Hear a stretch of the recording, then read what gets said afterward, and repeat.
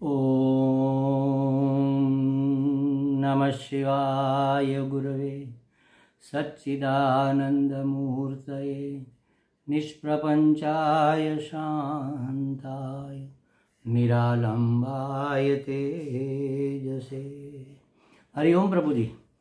आज के इस अध्यात्म परिषद में आप सबका स्वागत है। आज का प्रश्न मुंबई से पूनम भाटिया जी का है। सबसे पहले तो हम पूनम जी से क्षमा चाहते हैं, क्योंकि हमने कहा था कि गुरुवार को आपके प्रश्न की चर्चा करेंगे, जो हम नहीं कर पाए, तो कल के बजाय आज इसकी चर्चा कर लेते हैं। आपने पूछा है, शास्त्र में 4 प्रकार के प्रलय का वर्णन आता है। एक नित्य प्रलय, दूसरा नैमित्तिक प्रलय, तीसरा पराकृत प्रलय, चौथा आत्यंतिक प्रलय। इसे कैसे समझे? इस 4 प्रकार के प्रलय को कैसे समझे? तो देखो प्रभु जी, प्रलय का मतलब पहले समझना होगा। प्रकृष्टेण लयम याति प्रलयम, मतलब कि जो अच्छे से विलीन हो जाता है उसका नाम है प्रलय। अच्छा, क्या विलीन हो जाता है? ये जगत विलीन नहीं होगा ना, होता है वह भी, लेकिन मूलतः हमारे यहाँ जो संसार भरा पड़ा है, मैं मेरे का संसार, कर्ता भोक्ता प्रमाता का संसार जो हमारे भीतर भरा पड़ा है, हमारे अंतःकरण में स्थापित है, अपनी परिच्छिन्नता का भान, अपनी देहात्म बुद्धि का बोध, ये सब संसार है। तो इसका मिट जाना, इसको कहते हैं प्रलय। तो ये 4 बार मिटता है। एक तो नित्य प्रलय, माने डेली हम जब सो जाते हैं तो स्वप्न आता है, फिर स्वप्न भी मिट जाता है और गाढ़ निद्रा आ जाती है, जिसको शास्त्र की भाषा में सुषुप्ति कहते हैं। गाढ़ निद्रा में सब मिट जाता है, ये जगत भी नहीं दिखता और हमारे मन में भरा हुआ संसार भी, हमारे सुख दुख भूख प्यास, जन्म मरण, कर्तृत्व भोक्तृत्व प्रमातृत्व कुछ याद नहीं रहता, सब लय हो जाता है, विलीन हो जाता है, अदृश्य हो जाता है। तो ये नित्य प्रलय है। डेली हम जब रात में सो जाते हैं और गाढ़ निद्रा आ जाती है तो ये प्रलय है, और सुबह में जागते हैं तो फिर से सृष्टि हो जाती है, फिर से सर्जन होता है, हो जाता है। पूर्व के जो संस्कार है वो मिट नहीं जाते। हमारा संसार जो मन में भरा पड़ा है वह मिट नहीं जाता, वह बीज रूप में अंदर लीन हो जाता है हमारे भीतर में। लेकिन सुबह में जागते ही वही बीज फिर से अंकुरित होकर हमारा वही का वही संसार। हमारे गुरुजी कहते हैं, दादा गुरुजी कहते थे पहले, कि डॉक्टर सोएगा तो जागने के बाद डॉक्टर ही जागेगा, वह इंजीनियर नहीं हो जाएगा। जो संस्कार पहले से लेकर वह निद्रा में गया था, उसी संस्कार से फिर से वह स्मरण करेगा और उसी के अनुसार उसका जीवन चलेगा। वरना क्या होता, फिर से डेली जाग कर हमें क ख ग घ सीखना पड़ता, बोलना, मम्मी पापा इत्यादि ये भाषा सब भूल जाते अगर ऐसा होता तो ऐसा नहीं होता। हमारे सभी संस्कार बीज रूप में हमारे अंदर रहते हैं और सुबह होते ही वह अंकुरित हो जाते हैं। ये नित्य प्रलय है। झंझट से छूटे जब सो जाते हैं तो कोई दर्द हमें चाहे हमारी टांग कट गई और बहुत दर्द हो रहा है, डॉक्टर ने दवाई लगा दी और हमें नींद का इंजेक्शन दे दिया और हमें नींद आ गई, तो कटी हुई टांग की पीड़ा हमें पता नहीं, नींद में वह पता नहीं चलता। खुशी, बहुत खुशी हुई, बहुत आनंद हुआ और हमें नींद आ गई, वो आनंद भी नहीं रहता। अपने स्वरूप का सुख रहता है, स्वरूप का आनंद रहता है, खुशी नहीं रहती। हर्षामर्ष से हम मुक्त हो जाते हैं। तो इसको कहते हैं लयम याति। लय हो जाना माने विलीन हो जाना, अदृश्य हो जाना।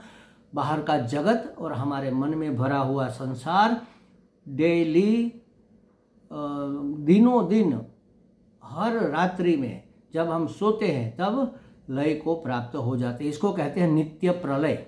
अब नैमित्तिक प्रलय, निमित्त रूप से हम निमित्त लेकर आए हैं ना, कि इतने कर्म हमें भोगने हैं और इतनी हमारी आयु है, इतने श्वासोश्वास चलने हैं, और ये जब प्रारब्ध समाप्त होता है तो ये वपु, ये शरीर नहीं रहता, फिर मृत्यु हो जाती है इस शरीर की। तो इस शरीर के साथ इस जन्म के जो जो कर्म, जो जो सगे संबंधी मेरा तेरा मान रखा था, वो सब लय हो जाता है, मर जाते हैं। फिर दूसरा जन्म होता है तो अगले जन्म की कुछ याद हमें नहीं रहती, एक से शुरू करके फिर से हमें आगे बढ़ना होता है। लेकिन कुछ कुछ संस्कार इतने दृढ़ होते हैं जो जन्मों जन्म तक आगे आगे कैरी फॉरवर्ड होते हैं।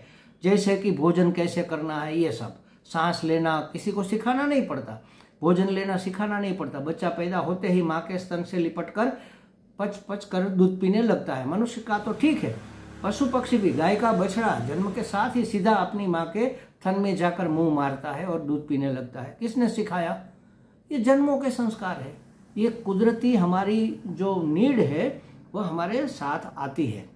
और बहुत क्रूर और क्रोधी स्वभाव का व्यक्ति मृत्यु को प्राप्त होता है तो सांप बिच्छू बनता है। जिस जन्म में उसको क्रोध को लेकर पूरा जीवन बिताना है, हिंसक है तो फिर हिंसक पशु के रूप में उसका जन्म होता है। कभी कभी पुण्य थोड़े ज्यादा है और मनुष्य रूप में जन्म हो गया तो ऐसे मनुष्य भी हमने कहीं देखे हैं, आप सबने देखे हैं। इतने क्रूर होते हैं, इतने क्रोधी होते हैं, इतने ईर्ष्यालु द्वेष से भरपूर होते हैं। तो ये सब उसके अंतःकरण के मैल है, पूर्व जन्म से लेकर आए हुए। तो ये सब लय हो जाता है। लेकिन मर जाने से, शरीर मर जाने से इस जन्म के सगे संबंधी मैं मेरा तो मिट गया, लेकिन जो अच्छे बुरे संस्कार थे उसकी वास को लेकर हम अगले शरीर में जाते हैं। जैसे फूल, मोगरे के फूल है, हमने ऐसे मुट्ठी में भर के, अंजलि में भर के रखे हैं थोड़ी देर के लिए और लेकर बगीचे से लेकर मंदिर तक जा रहे हैं। मंदिर में भगवान को अर्पण कर दिया, फिर अपने हाथ को सूंघो तो उसमें उसकी वास, सुवास अंदर थोड़ी देर के लिए रहती है। तो उसी तरह हमारे प्राण, हमारे मन बुद्धि चित्त अहंकार और हमारे संस्कार लेकर उदान वायु निकल कर दूसरे शरीर में हमें ले जाती है।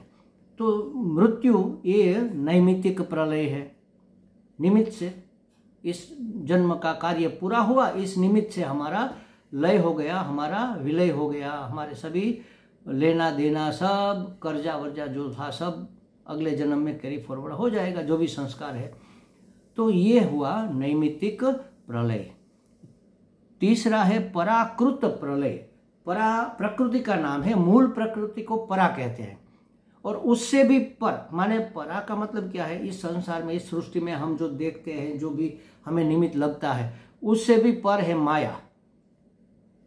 माया माने प्रकृति, और उससे भी पर है परमात्मा। इसलिए परमात्मा को परात पर, पर से भी पर, परात पर परमात्मा ऐसा कहते हैं, परात पर।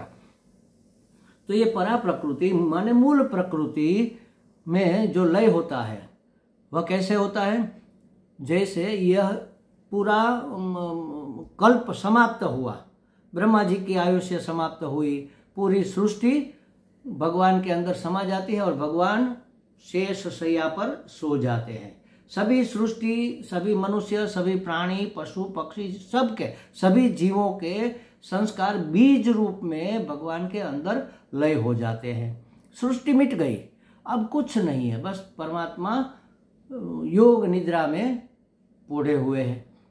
फिर से जब सृष्टि सर्जन करने का समय आता है तो परमात्मा की नाभि से एक ब्रह्म कमल निकलता है और उस कमल में ब्रह्मा जी प्रकट होते हैं। फिर ब्रह्मा जी को नारायण आकाशवाणी से उसको उपदेश देते हैं चतुसूत्री का, सृष्टि सर्जन का, और उसके अनुसार ब्रह्मा जी सृष्टि का सर्जन करते हैं। सर्जन में जो जो जीव का सर्जन करना है वह सब परमात्मा के अंदर बीज रूप में समाये हुए हैं। इसलिए फिर से वही का वही संस्कार लेकर, जो सूक्ष्म होते हैं उसको संस्कार कहते हैं, और जो गहरी बैठ गई वह वासना। तो वासना और संस्कार लेकर हर एक जीव अपने अपने कर्मों का जो बाकी रह गए फल भोगना, इस जन्म में सभी फल नहीं भोग पाएंगे, सृष्टि के अंत तक भी सभी भोग नहीं भोग पाएंगे। तो सुख या दुख, पाप और पुण्य के जो फल है वो भोगने के लिए फिर से सभी जीवों का जन्म होता है और नई सृष्टि का सर्जन होता है। हर एक सृष्टि में नए ब्रह्मा जी, नए वेद व्यास, सभी अलग अलग नए यमराज, अपने अपने कर्मों के अनुसार भगवान उसको, जो मुक्त पुरुष है उसको वहाँ पर नियुक्त करते हैं। तो सृष्टि का जब अंत होता है, कल्प का जब अंत होता है, उसको पराकृत प्रलय कहते हैं। मतलब ये सृष्टि का विलय हो गया, अदृश्य हो गई सृष्टि, सभी जीव बीज रूप में भगवान के अंदर समा गए। लेकिन जब सृष्टि होगी तब वही जीव फिर से प्रकट हो गए ना। तो अभी आत्यंतिक प्रलय नहीं हुआ। आत्यंतिक माने किसको कहते हैं? आत्यंतिक माने अंत का भी अंत हो जाए, अंत होना ही ना हो, अंत ही ना हो माने जन्म ही नहीं होगा, हमेशा के लिए मुक्त। फिर सृष्टि हो चाहे ना हो, हम परम तत्व में विलीन हो गए, परमात्मा हो गए, अहम ब्रह्मास्मि हो गया। तो ये तो ज्ञान से ही होगा महाराज। ये जो है आत्यंतिक प्रलय अपने स्वस्वरूप का, आत्मस्वरूप का, परमात्मा स्वरूप का साक्षात अपरोक्ष ज्ञान होने के बाद ही होगा। फिर न तो उसको जन्म लेना है, न तो उसको मृत्यु को प्राप्त होना है। षड विकार सभी नष्ट हो गए, जन्म मृत्यु जरा ये सब अब कुछ नहीं रहा। अपने जो पूर्व के जमा कर्म थे सब ज्ञान की अग्नि में जलकर भस्म हो गए।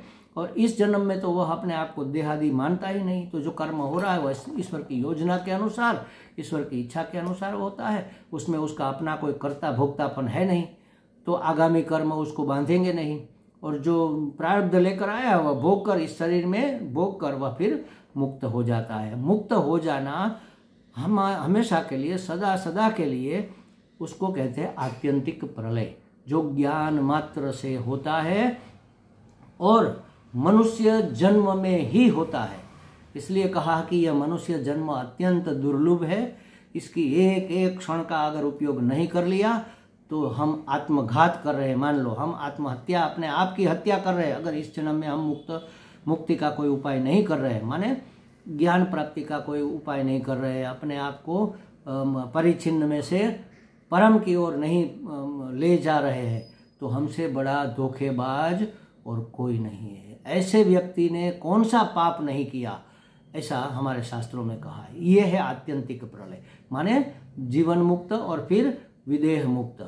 ये जीते जी मुक्त हो गए, कर्ता भोक्ता प्रमातापन से, परिच्छिन्नता से, चाहत से, चाहिए से मुक्त हो गए। अब न तो मतलब न लेना न देना, मगन रहना, बस मस्त जीवन जितना है लेकर आए हैं, प्रारब्ध के अनुसार भोग कर फिर चल देंगे माने फिर वापस आने के लिए नहीं। अत्यंत जो अंत है उसका भी अंत हो गया, अत्यंतिक प्रलय। उसको नई सृष्टि बने चाहे न बने, प्रलय आए, पराकृत प्रलय हो जाए चाहे न हो जाए, अब उसको कुछ लेना देना। वह परम तत्व में विलीन हो गया, वह परमात्मा हो गया, अहम ब्रह्मास्मि, ऐसा उसको साक्षात अपरोक्ष हो गया। इसको कहते हैं आत्यंतिक प्रलय। बस इसके लिए हम सब प्रयत्न कर रहे हैं। ये ज्ञान उसी के लिए है, आत्यंतिक प्रलय के लिए। बार बार आना, बार बार जाना, पुनरपि जननम पुनरपि मरणम पुनरपि जननी जठरे शयनम।